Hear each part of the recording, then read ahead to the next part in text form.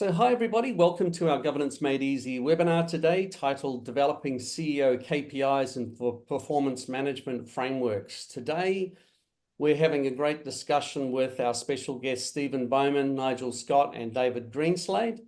My name's Sean McDonald and I will be your moderator for the next 40 odd minutes. Firstly, thank you for attending today live. We always appreciate the effort you make to be here for our live events. During the session, if you have any questions for the panel, please feel free to use the Q&A button on your toolbar. We'll be answering as many of these as we have time for during the session. And finally, if you stay through till the end, which we hope you will do, and as is customary for our webinars, we have a special treat for you. By answering our 1-minute survey at the end of the webinar, you'll go into the draw to win a beautiful gift hamper worth over $400. And last week's winner was Katie Russell of Australian Museums and Galleries Association. Katie, I know you're on the call this morning, so congratulations again and thanks for leaving us with feedback on the survey.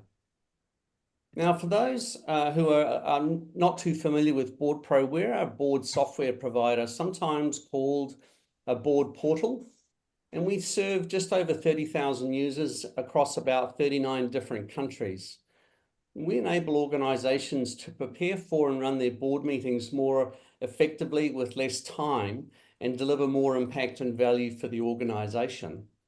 And as much as we are a software provider, part of our wider mission is to make the fundamentals of governance free and easy to implement for all organisations, especially those with resource constraints.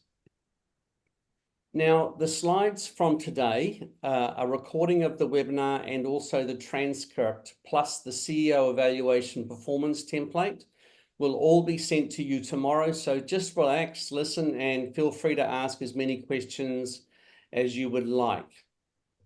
So let me now hand over to the panel who will introduce themselves, starting with you, Stephen. Hi, everyone. Steve Bowman from Conscious Governance. I've been working with boards and CEOs either as a director, chair or CEO for the last 40 odd years and have picked up a lot of very, very good stuff along the way. So one of the things I enjoy with these Board Pro webinars is being able to share some of the fantastic practices out there that boards have either shown me they're using and I can pass along, or ones that we've developed ourselves. So I look forward to this conversation. David? Yeah, hi, Dave Greenslade from Strategize. So I own and chair a number of businesses, all of which are in the financial services industry. So my experience is more in, firstly, financial services, which is heavily governance focused and compliance focused, with strong expectations from the regulators around how boards and CEOs should perform and the behavior they should drive. And also it's at the smaller end of the business spectrum. So most of the companies I'm involved with don't have more than about 50 odd employees. So over to you, Nigel. Thanks, David. So Nigel Scott, so I'm a professional director and an investor. I'm a director of Board Pro and currently the interim CEO of Board Pro as well. My sort of corporate career was in banking and wealth management. And I think this is a really, really important topic that a lot of people get wrong and don't necessarily need to get wrong, because it can be quite simple, and simplification works in this regard, and some of the tools and things we're going to talk about will hopefully showcase that as well. So we're really looking forward to the session today. Back to you, Stephen. Thanks, guys. Stephen, over to you.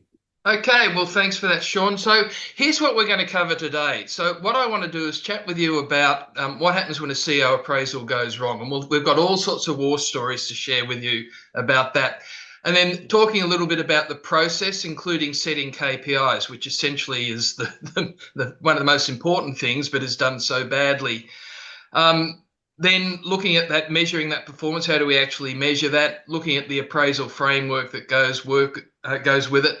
And depending on the appetite for it from the audience, talking a little bit about the performance payments, performance-related payments, as opposed to bonus or incentive payments, which I don't like, but we'll talk about that a little bit. And then any questions as they come up. So please feel free to pop the questions in the question box, and David and Nigel will keep their eye on that as well as Sean.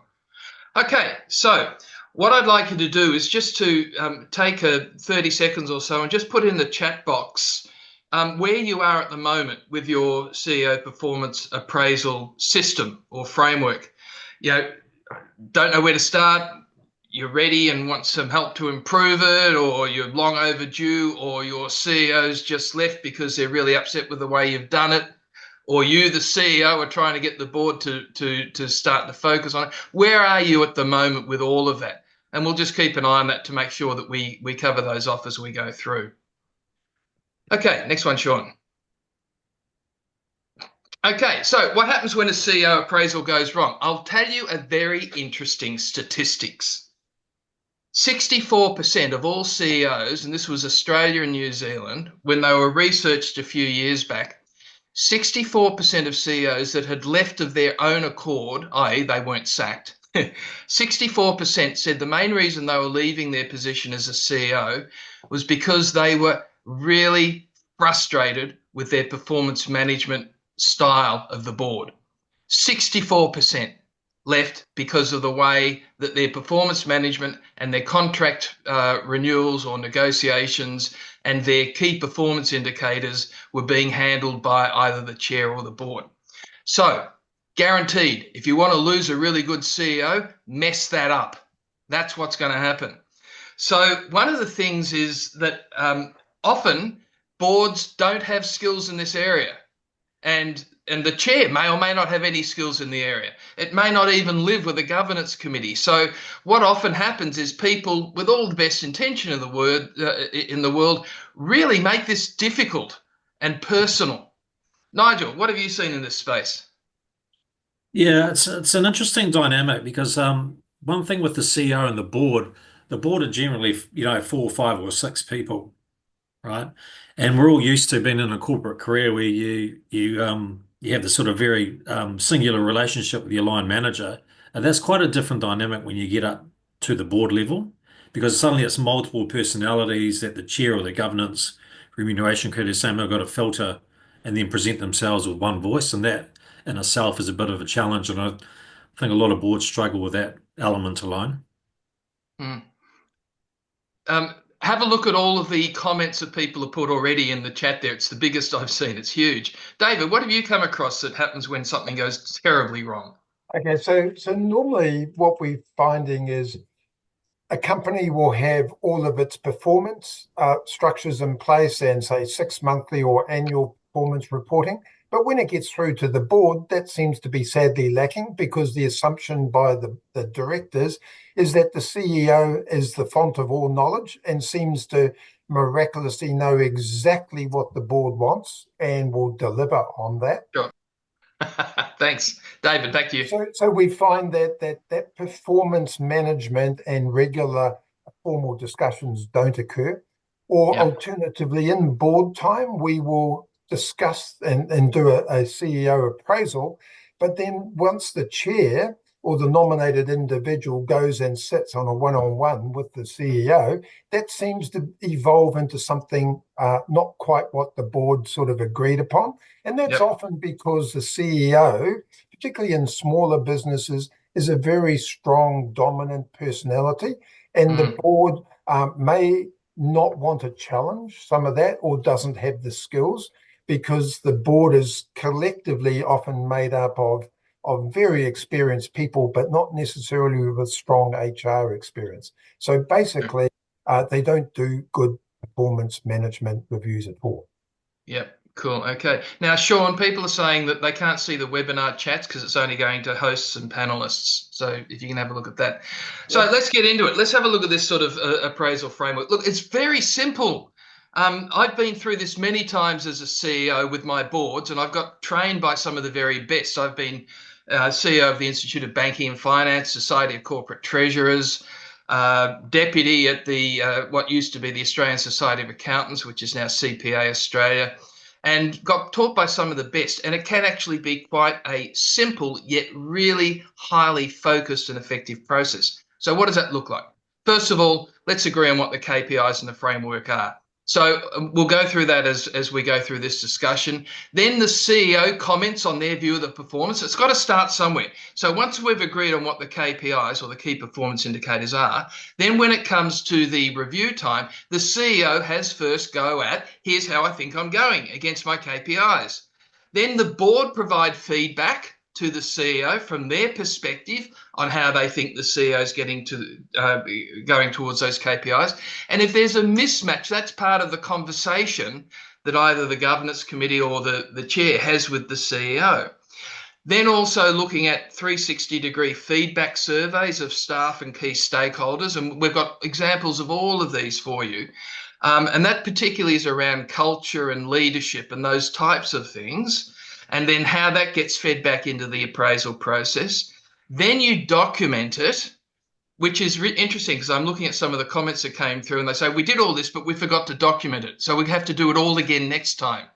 So you document all of this and you get the CEO's endorsement of it. And then you review them and set up the next 12 months process. So that's pretty much the framework. It's very, very simple, but the documentation is probably the key part. Sean. So let's have a look at this. The appraisal framework really, all it means is let's write down the process. Let's just write down the process of how we're going to do this so that we call it a framework, so that we know from year to year how we're going to go about doing it. So for example, in such and such a month, we will sit down with the CEO and develop up these KPIs. The CEO will have the first go at what they think are the KPIs, and we'll cover that in a bit more detail in a minute. And then we, as a board, will reflect upon those KPIs, or possibly the governance committee, and we reserve the right to either provide others or to change some out, some that we think are more relevant. Now, we will then, in 6 months' time, sit down with the CEO and ask them, how are things going? It's not a formal review of performance. It's just okay, CEO, here are your KPIs. How are you going? What are the roadblocks? What can we as a board do to help you get there? What are some of the things that we need to know that will assist you? It should be at that sort of level of conversation about, what is happening out there? How can we help? The last thing you want is at the end of the year, sitting down with the CEO and all of a sudden there's a bit of a, oh my goodness, we didn't get this done. We didn't get that done. This one didn't pan out the way we thought. And that's the first time you hear about it. It should be more of a regular basis. I think David mentioned that he's come across people that do this every 3 months or 4 months. David, what about that review side of things? How do you find the cadence of that? I find that it's less frequent than what it should be. So in many cases, it's annual at best in the smaller businesses, whereas in some cases it just doesn't happen at all. Yeah. Okay. All right. So let's talk about KPIs. All right. My view is that they should be minimal, between 5 to 7 KPIs tops. And of those KPIs, the key performance indicators, there should be 2 or 3 that are based around your strategic plan. I mean, the strategic plan is, here's the difference we want to make in the next 3 years that'll help drive us to our vision. So there should be 2 or 3 that are directly related to the strategic plan, but with a bit of stretch associated with them. So for example, if one of your strategies is to increase key stakeholder engagement. I'm seeing that more and more these days. And in there's a performance measure for how we would know. It could be that, 90% of the key stakeholders that we approach have rated our relationship them as being strategically useful. Okay. So it might be 90%. Your KPI CEO is 95%. Bit of stretch behind it. So what you're doing is saying, look, your strategic plan is your job. This is what you're doing. Your budget is your job. That's why you keep your job. You meet budget and you help deliver against a strategic plan. But your performance indicator is 2, maybe 3 of the elements from the strategic plan that you can have some sort of influence on with a bit of stretch associated with it.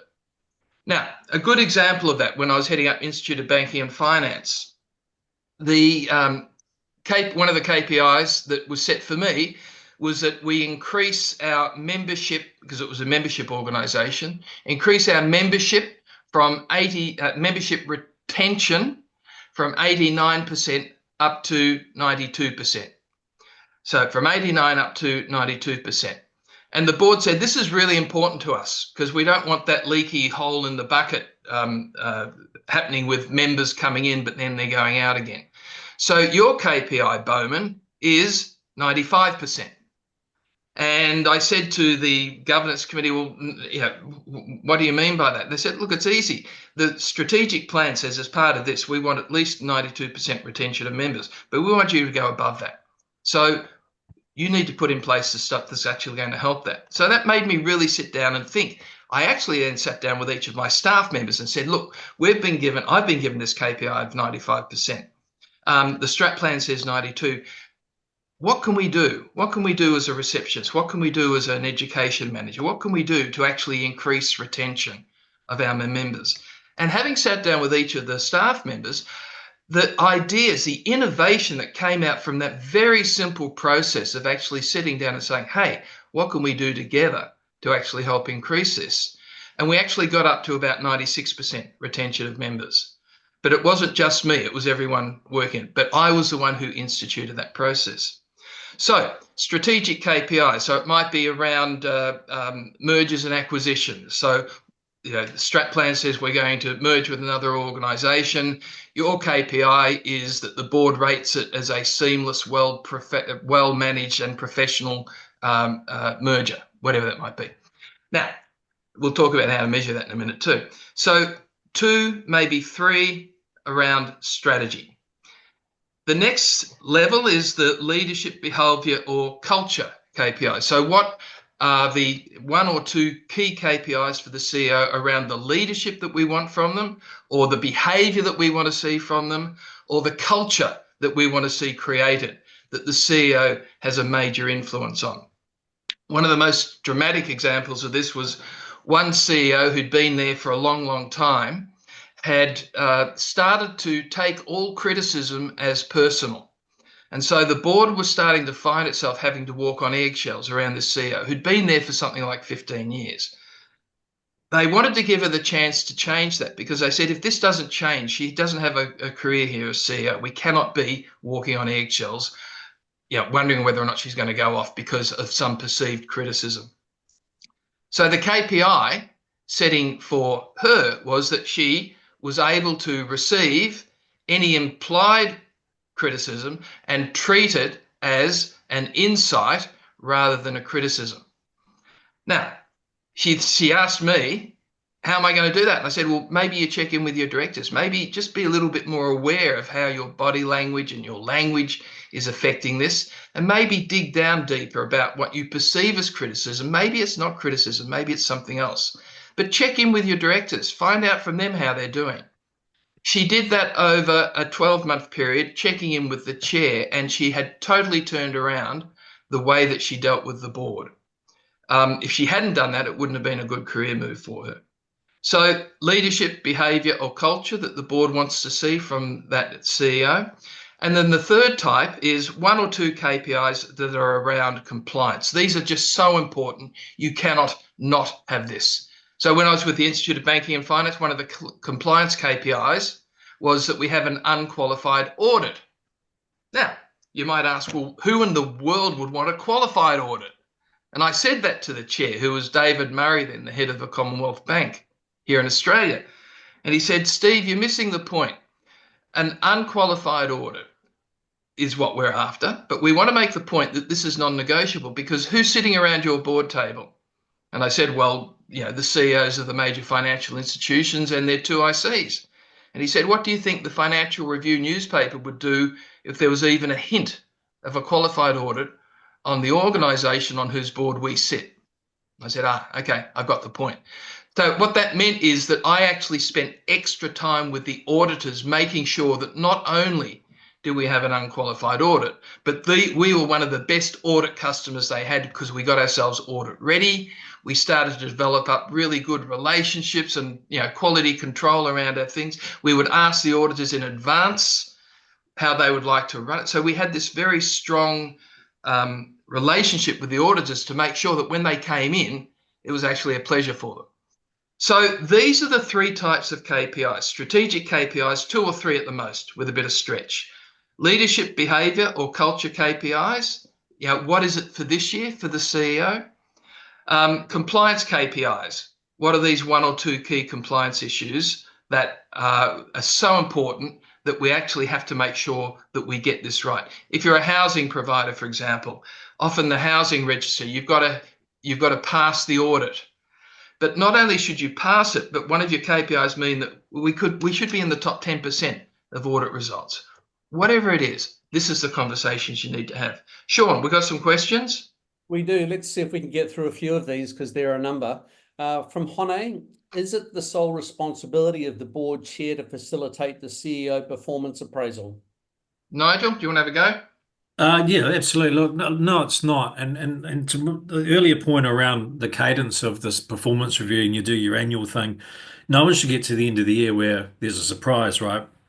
And this is a bit of a challenge because your CEO and your chair should be have a like a weekly cadence for an hour, or maybe it's an hour or two every fortnight, but they will be having regular catch-ups. You can't mistake those for performance reviews and get to the end of the year and go, oh, by the way, you haven't achieved this and this, and we've caught up every week or every fortnight or what happens to be. So that performance check-in, whether it's quarterly or it's 6 monthly, has got to be taken out of that other type conversation that they regularly have. But no, the chair is the spokesman, and everyone in that room, and this is the challenge, is that the CEO does have a relationship with 4 or 5 directors, whatever the number is, who may have different views and perspectives on the performance, and the chair has really got to try and synthesize that, but they're really the go-between. And some boards do that. They just sort of go, oh, I assume it's the responsibility of the chair to go and have that awkward discussion or pass on my feedback. Like, everybody's got to be into it together. And if you don't want the chair to do it, then have a governance and remuneration committee. Maybe there's 2 or 3 members. There's a couple of ways to do it. Yeah, spot on, Nigel. David, anything to add to that? Yeah, so in some of the companies I'm involved with, the chair has the one-on-one, the performance review, but on others where the chairman isn't necessarily the right person because they're intimately involved, they could be like a majority shareholder or something like that, they'll have one of the other board members will be part of the performance sort of review, but we don't have it with the whole board because that becomes too intimidating from that sort of perspective. So it's normally just the chair or a maximum of 2 is the way that I've seen it work pretty well. I'm just going to add a quick war story. So one of the boards I was on, there's a lot of tension between the chair and a particular director. Sorry, the CEO and the particular director, and they went and had lunch one day. And this director then gave feedback to the CEO that basically they weren't up to it, which then resulted in a quasi-resignation. So that was a director essentially going off the reservation outside of what the framework had been agreed, and created a huge amount of problems for us as a board. That feedback really should have been discussed as a board and director only time, and then massaged on across everything else, and having those random conversations to the side can really undo a lot of good work. Thanks, Nigel. So the insight that I'd like to invite everyone on this call to look at is have a look at your current KPIs that you've got set up. I have seen where there are 15, 20 KPIs which directly reflect the job description of the CEO. Have a look at it through the lens. Look, there should only be 2 or 3 that are directly related back to the strategic plan with a bit of stretch associated. There should be 1, maybe 2 that are around the behavior or the leadership of the culture of the CEO that the board want to actually really fine tune and hone in on. And there should be 1 or 2 that are around compliance. The behavior, culture and leadership one, I think, is absolutely critical because it can become very creative. I still remember to this day where Bob Joss, who was the head of Westpac at that stage, said to me, Steve, one of your KPIs, we've got your list of KPIs, thank you. We agree with 4 of them and we don't agree with 3 of them. So here are the other 3 that we want to add into it. One of them was the retention of members. But the other one was, he said, one of the things we want to do is put a KPI in there that says that the CEOs of our major financial institutions think that you're a strategic asset as a CEO to this organisation. And I looked at him and I said, how are you going to measure that? And his response, I'll never forget, his response was, easy. I'll give them a call and ask them, is Bowman a strategic asset from your point of view as the CEO of a major financial institution with the work he does in the Institute of Banking and Finance? And I said, well, how am I going to do that? And he said, that's your job. That's what we want you to do. And the power of that was that it forced me to sit down and really think about what is it that I need to have as a relationship with these CEOs, because they're the ones who signed off on the membership fees. And so at the stroke of a pen, I could lose 30,000 members because the CEO of that bank didn't think that I was actually doing a good job. Therefore, the institute wasn't doing a good job. So therefore, they wouldn't pay membership fees. So that was really critical to them. So I would go and visit them 3 times a year. Now, one of the things we know about top level CEOs is that they can smell rubbish a mile away. So you couldn't go in there and just fluff the pillows. You had to go in there with something that was really powerfully useful for that CEO to know and provide them with feedback and insights.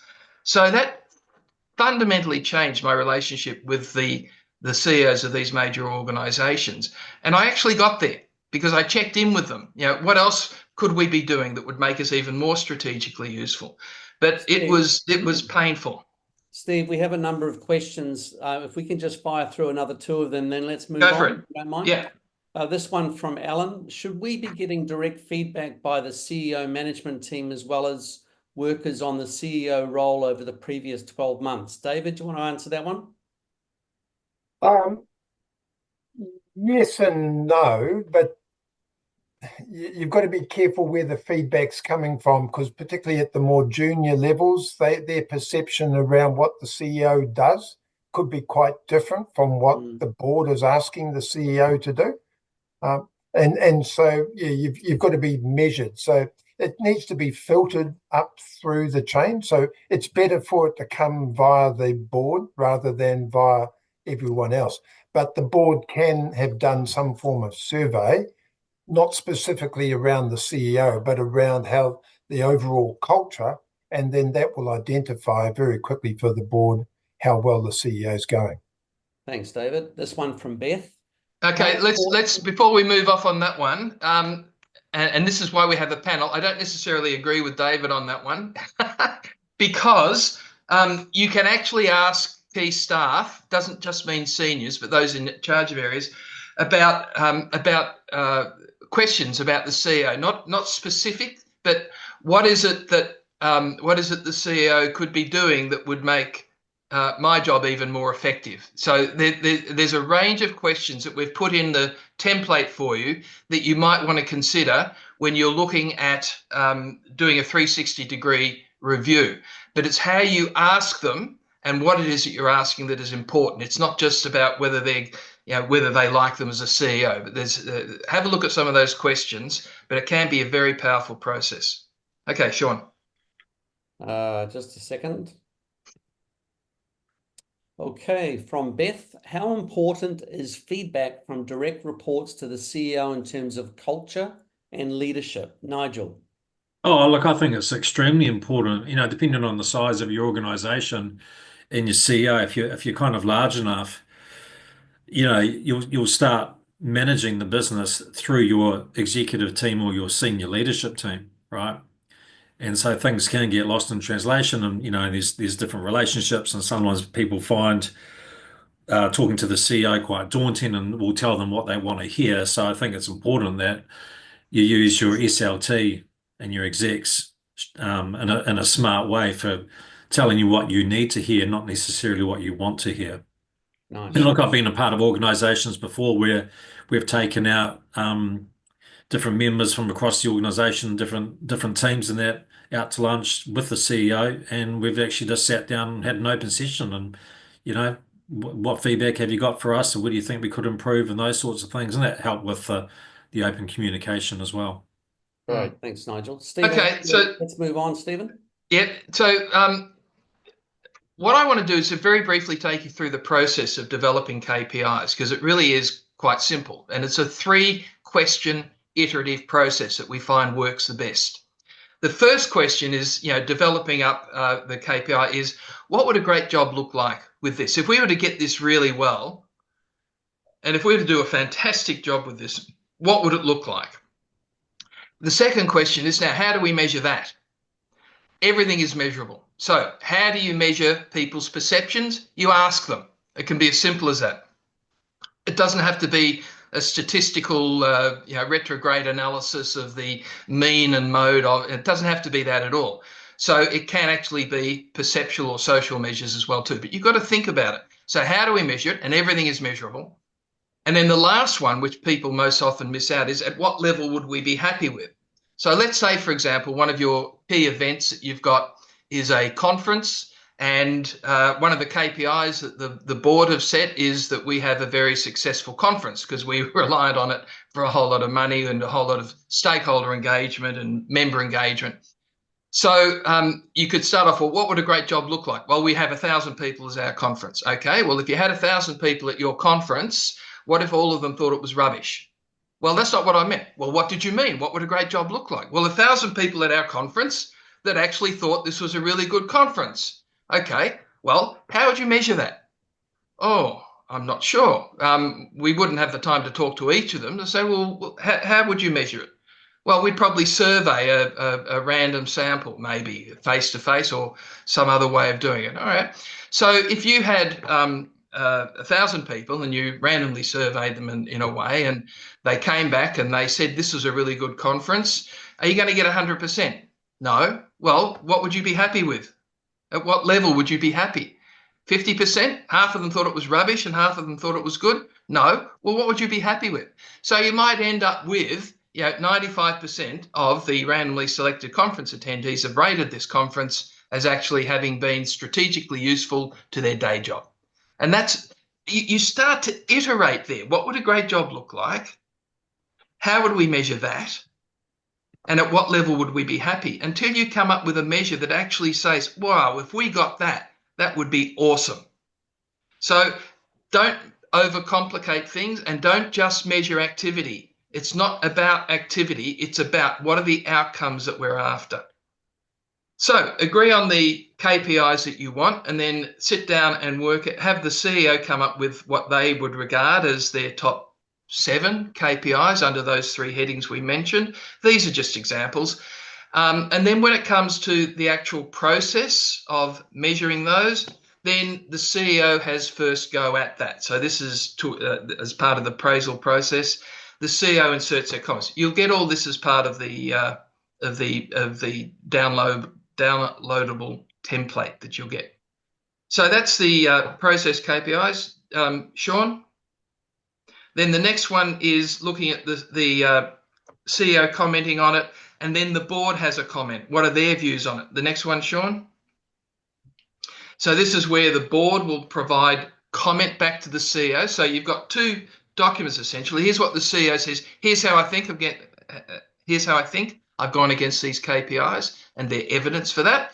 And then here's the board's response to what the CEO has said. And if there's any disagreement in there, then that's a conversation that needs to be had by either the chair or whoever's having these conversations on behalf of the governance committee.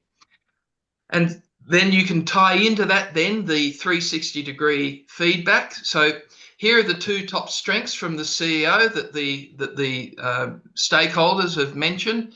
Here are the key skills that they think the CEO could possibly improve upon. Here's how they think the CEO could be more effective in their role. This is powerful insight and very, very useful for the CEO to reflect upon.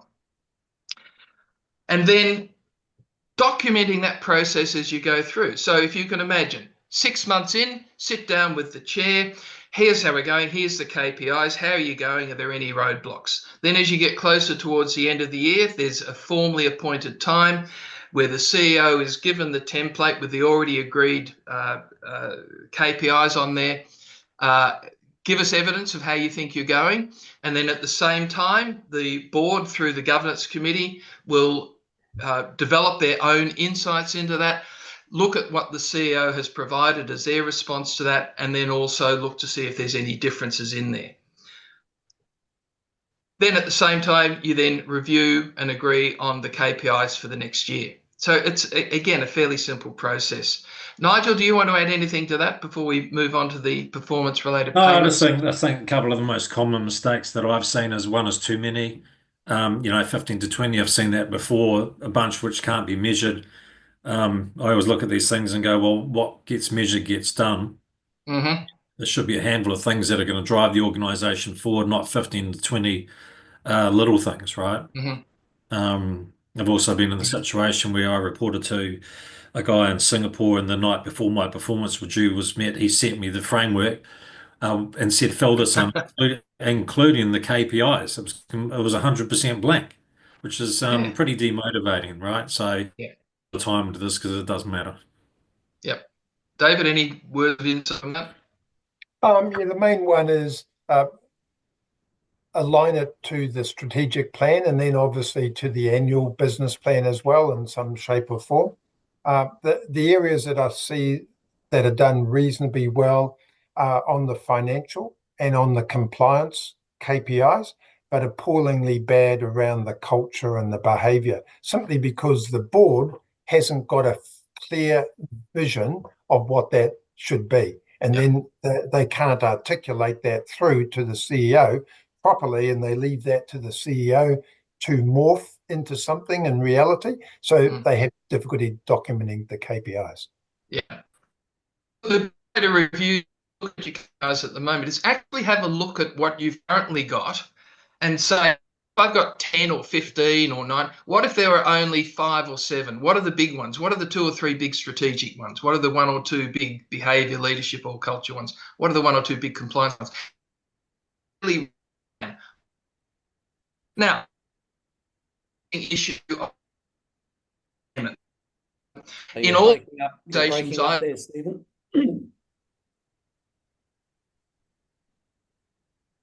Okay. In all the No, you're breaking up, Stephen. Let me interject with a couple of questions while we're waiting for Stephen to get back online. This one from Shamir. If the CEO is an acting CEO, do we have some guiding guidelines that hold the CEO accountable? Are the KPIs the same? Nigel, do you want to tackle that one? Yeah, look, I'm in that situation myself, and broadly, no, they're not. And it depends on what your arrangement is. So, the one I'm in, I'm an interim. We're going through a recruitment process for a full-time CEO, which, could take, say, 6 months. And I'm a director that sort of stepped back into the CEO role. So my mandate from the board is quite different than if it was a CEO talking about the things that Stephen's talking about, is this are the things that we want to achieve over the next 3 years. In that acting role, my time horizon is a lot shorter, and the things that the board have set me to do are a lot more immediate, knowing that the reins will get handed over to someone in the near term. This one is an anonymous question that's come in. So what happens if you have co-chairs, i.e. 2 bosses, and they have different views about their CEO performance? David, do you want to try that one? I think that'll be just an absolute nightmare. Yeah, monster. Yeah. So Stephen, you're back online. Do you want to add something to that where you got 2? Yeah, look, I would have someone independent of those 2 co-chairs potentially doing it. So it's just the one person that you're talking with. Co-chairs I haven't seen work terribly well unless it's actually managed. So yeah, it's an interesting one. Neil is asking, do we really need 360-degree feedback? Is that a sound process? Question mark. Steve? I would suggest that you probably do, because in the end, it's if you're looking at behavior, leadership, and culture KPIs, how are you going to get that information otherwise? But keep it simple. It doesn't need to be a long, drawn-out process, and it should be something that actually you instigate in the rest of the organisation as well.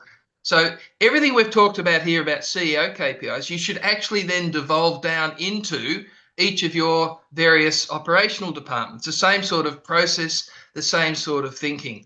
Minimal number of KPIs, and very much looking at the evidence for achieving those KPIs that is both measurable, but also adding to the strategy or the leadership or the compliance of the organisation. I might just add to the 360 because I'm a big fan of them, and where I've used them in the past, which has been quite good, is when there's a point of disagreement between the CEO, perhaps, and the board, and oh, that's your perception, your bias, you don't like me, whatever. There's some kind of defense put up by the person going, well, I don't agree with what you're saying. And like any sort of evidence for, KPIs measuring, and particularly if there's a disagreement, it's really important to point to evidence, right? And I find that the 360 is quite a good circuit breaker going, well, we've gone out to these people at these various levels and whatever, and here's the collective feedback and those sorts of things. And if it substantiate the board's view, then you've got a good piece of evidence to work off. Yep. Nice. Someone's made the comment about the performance payment side of things, that they're all financial at this stage. I think one of the things it's got to be fit for purpose. Now, performance payments is, look, here we are going to reward the achievement of these stretch KPIs that we've associated. And to do that, you've got actually some at-risk components. You're not guaranteed any of these. If you achieve them, then here's what the performance payment is likely to be. And that can be a dollar amount, and it can be through achievement of the whole thing or partial achievement. But it also can be, some people have said, look, rather than dollar amounts, I'd rather have an extra week's leave or holiday or something along those lines. So it can be as creative as you want. But the key thing is it has to be obvious, it has to be measurable, and it's about achievement of the performance. One of the things that I learned early on is things like bonus schemes don't work, because if everyone does a really good job, then you've got less in your bonus pool for everyone to actually achieve. You're better off looking at, here are the performance payments based on you achieving these agreed KPIs, and typically they're funded out of increased revenue or decreased costs. So in the end, it doesn't really cost the organisation anything because it's actually being funded out of the activity. So in summary, the key thing is performance, the KPIs, performance management should be a planned process. Please document it. Use the stuff that the three of us have said to you today and the framework that we provide you, but make it your own. Make it fit for purpose for what you do. And ensure that it's an ongoing process of respectful conversation with some insight and some data that drives it. And then your performance reviews become actually quality rather than people worrying about it and sweating over it and then getting really upset because it wasn't done well. So the template that you'll get has a lot of really good stuff in there. My strong hope for you is that you take the template and make it your own. Change it, amend it, but at least you've got something to work with. Check it against what you currently use. See whether there's anything missing. This has been developed over many, many years, and we've used it in many, many hundreds of CEO reviews. So please make use of it. But the most important thing is make it fit for purpose and useful for you. Right. So thanks, David. Thanks, Nigel. You'll receive an email from myself. You'll receive that probably tomorrow morning now, which will include a link to today's webinar recording, the slides from today, the templates as well, the CEO evaluation template and the 360-degree template. So just as you leave the webinar, don't forget to complete the 1-minute survey. Go into our draw to win our gift hamper. We'll announce the winner shortly. That'll be tomorrow as well. So thank you, everybody, for your attendance today. I hope you enjoyed the session. It was pretty fast and furious. We only had 45 minutes to get through what is a very complex topic. So I hope that was valuable to you. Look forward to seeing you on our next webinar, everybody. Nigel, David, Stephen, thanks very much for your discussion today. Pleasure. Have a great day, everybody.